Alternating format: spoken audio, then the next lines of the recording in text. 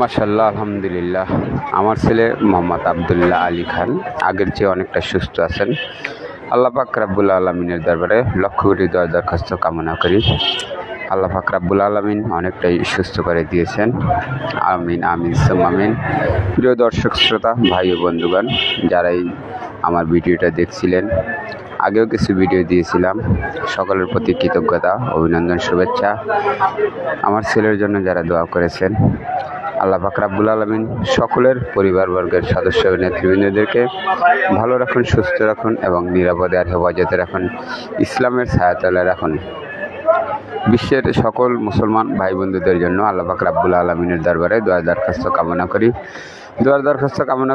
সকল দর্শক শ্রোতা নেতৃবৃন্দ যারা এই ভিডিওটা দেখছেন, সকলের জন্য আমরা সবাই সবার জন্য দোয়া করি। আল্লাহ পাক যেন আমাদের সকলকেই সর্বদাই ভালো রাখেন।